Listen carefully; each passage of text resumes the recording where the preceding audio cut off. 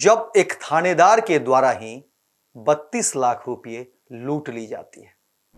Police अगर गुंडे बन जाए, माफिया बन जाए, मवाली बन जाए तो फिर क्या होगा? और यह सवाल सरकार से भी है, सत्ता से भी है और प्रशासन में बैठे जितने भी हुक्मरान हैं।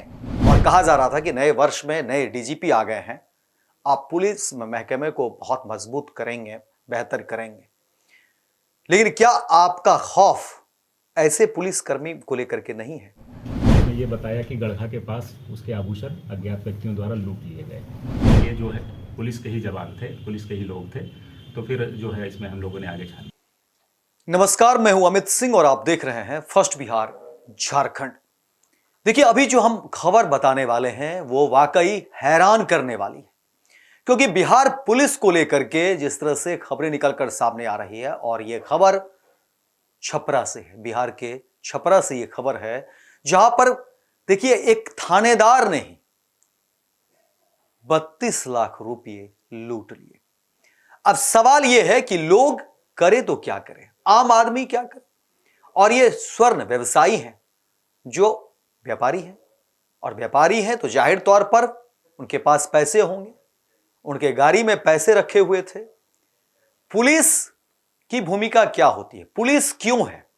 पुलिस आम आदमी की सुरक्षा बेहतर रहे, उसी के लिए पुलिस है। लेकिन पुलिस अगर गुंडे बन जाए, माफिया बन जाए, मवाली बन जाए तो फिर क्या होगा? आप कल्पना करिए कि फिर आप किस तरह की राज्य और कैसा समाज और कैसा जो है प्रदेश बनाना चाहते हैं। और यह सवाल सरकार से भी है, सत्ता से भी है और प्रशासन में बैठे जितने भी हुक्मरान हैं, पुलिस महकमे में बैठे हुए जितने भी अधिकारी हैं, उन सब से यह बड़ा सवाल है। और सवाल तो होंगे ही, क्योंकि यह कोई ऐसी बात नहीं है जिसको आप यूं ही टाल देंगे, यूं ही आप निकाल देंगे। और सवाल डीजीपी साहब से भी है। डीजीपी साहब, बहुत उम्मीद की आपसे है। लोग जब आप आए थे और कहा जा रहा था कि नए वर्ष में नए डीजीपी आ गए हैं, आप पुलिस महकमे को बहुत मजबूत करेंगे, बेहतर करेंगे। लेकिन क्या आपका खौफ ऐसे पुलिसकर्मी को लेकर के नहीं है? क्या कहीं कुछ ढील दे दी गई है ऐसे पुलिसकर्मी को लेकर के? क्या यह सवाल लाजिम हो जाता है तब जब एक थानेदार के द्वारा ही 32 लाख रुपए लूट ली जाती है। क्या अब बिहार के लोग, बिहार के व्यापारी पलायन कर जाएं? सवाल यहां भी होंगे, क्योंकि 32 लाख रुपए कोई छोटी मोटी रकम नहीं है। और सवाल 32 लाख रुपए की नहीं है, सवाल है कि एक थानेदार के द्वारा एक व्यापारी से रात में जब पुलिस गश्त करती है तो लोगों को एक उम्मीद होता है, एक भरोसा होता है कि पुलिस की गश्ती है, हम यहां से सुरक्षित निकल जाएंगे, हम यहां से सुरक्षित अपनी जो है जगह है वहां तक पहुंच जाएंगे। लेकिन अब इस खबर के बाद तो लोग डरेंगे, पुलिस की वर्दी को देख करके लोग सहम जाएंगे। और नहीं सहमे तो क्यों नहीं सहमे, यह एक सवाल है और इसका जवाब भी चाहिए। तमाम जितने भी हुक्मरान हैं, पुलिस महकमे में जितने भी अधिकारी हैं, उनसे यह सवाल है कि क्या पुलिस की वर्दी अब डरा रही है ऐसे लोगों को? क्या व्यापारियों के लिए जो है खौफ का सबब बनता जा रहा है बिहार में पुलिस? क्योंकि जो खबरें हैं वो खबर बिल्कुल हैरान करने वाली है और डराने वाली है। ये छपरा से जो खबर निकलकर सामने आ रही है, बताया जा रहा है कि स्वर्ण व्यापारी रात में वो 32 लाख रुपए उनके गाड़ी में है और वो जा रहे हैं अपने गंतव्य स्थान तक।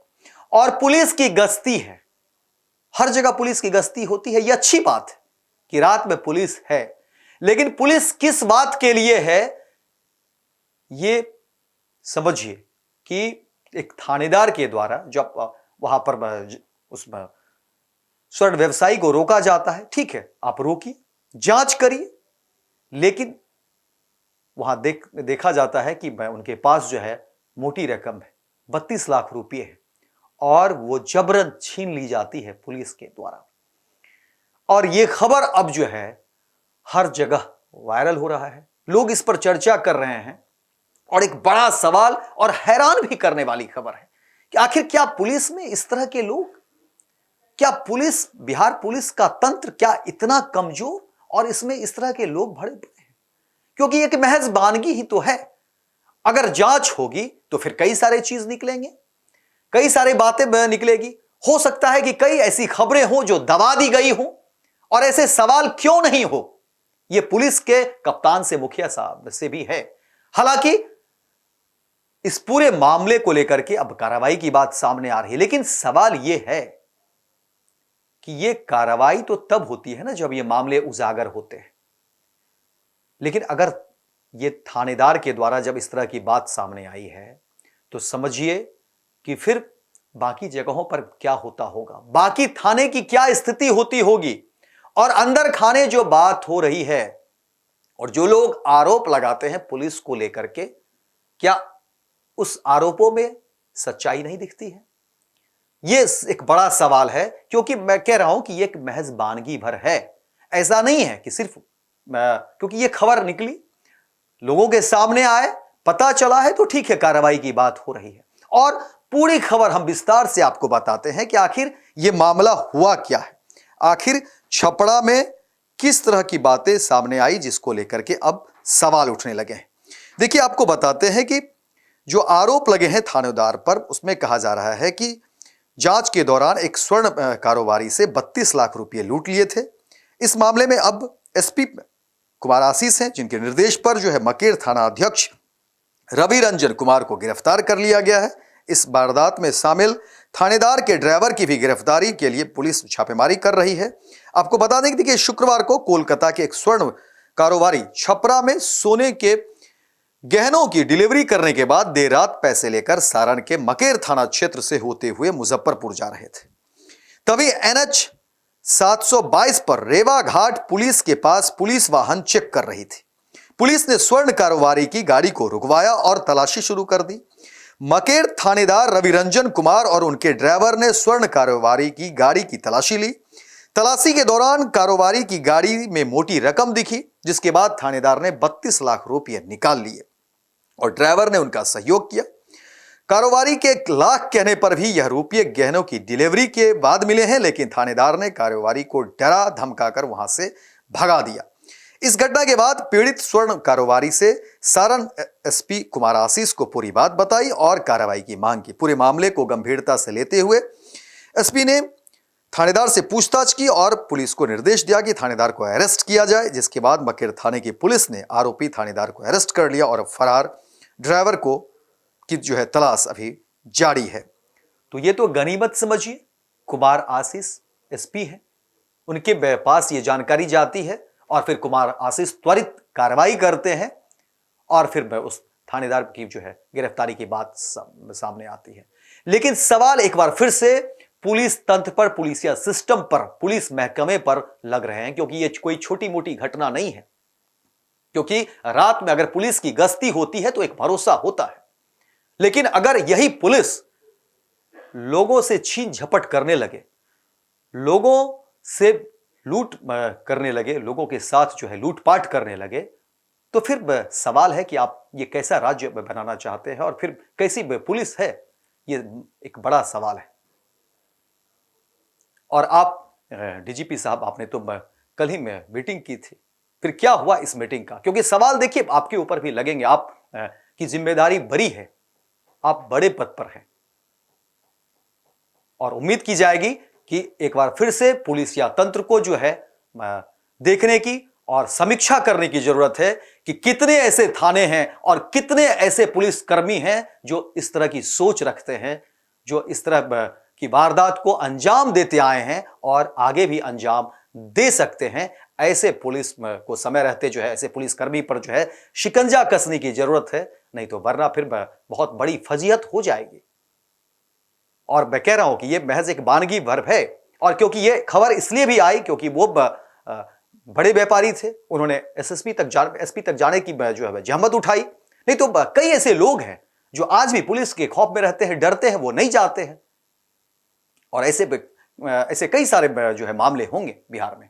तो जरूरत है कि अभी भी जो है वक्त है, वक्त रहते हुए संभलिए और तमाम ऐसे थानों को जो है जांच में लाइए, उसमें पर जो है शिकंजा कसी ऐसे लोगों पर, ऐसे पुलिसकर्मी पर, ताकि पुलिस पर भरोसा लोगों का बना रहे, नहीं तो फिर तो ये बहुत मुश्किल हो जाएगी। फिलहाल इस खबर में इतना ही, दीजिए इजाजत, लेकिन दिन भर की तमाम खबरों को देखने के लिए देखते रहिए फर्स्ट बिहार झारखंड। जन्मजात समस्याएं नवजात शिशु और छोटे बच्चों में बहुत आम है। नेताजी सुभाष मेडिकल कॉलेज एवं हॉस्पिटल इन समस्याओं के निदान में अहम भूमिका निभा रहा है। बाल रोग विशेषज्ञ के द्वारा लेप्रोस्कोपी के साथ सभी प्रकार की सर्जरी की सुविधा। NSMCH, अम्हारा, बिहटा, पटना।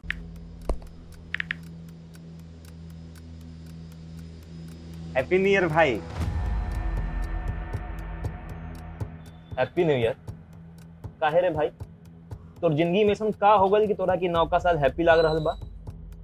मतलब ई कि नयका साल तो आ गइल, हाँ, लेकिन बदले वाला का बा? उहे पर्चा लीक होई, उहे नौकरी खातिर मारा मारी, काम धाम के चक्कर में पलायन, उहे बेरोजगारी, मेडल लटकत रही गला में, माथा पर दुख और चिंता के गोड़ छपाई, सरकार से हक के खातिर रोवा, धरना, प्रदर्शन, लाठी खा, मार खा, थप्पड़ खा। 20 साल से दुख चिपकल बा, कहवा से हैप्पी हो रे भाई? बात तो तू एकदम सही बोला था। अब बता, बिहार के युवन के न्यू ईयर कब हैप्पी हुई? देखो, बिहार के युवन के न्यू ईयर तो तब हैप्पी हुई जब हमनी सब मिल के नया सरकार बनावल जाए। अरे हैप्पी न्यू ईयर। नया साल, नई सरकार, नया संकल्प, नया बिहार। विद्या विहार आवासीय विद्यालय 29 वर्षों से आपके बच्चों को शिक्षा, खेल और सांस्कृतिक रूप से समृद्ध कर रहा है। बिहार के पूर्णिया में स्थित हमारा 40 एकड़ का हरा भरा परिसर और 27 एकड़ का खेल मैदान एक ऐसा वातावरण प्रदान करता है जहां विद्यार्थी न केवल पढ़ाई में बल्कि हर क्षेत्र में आगे बढ़ते हैं।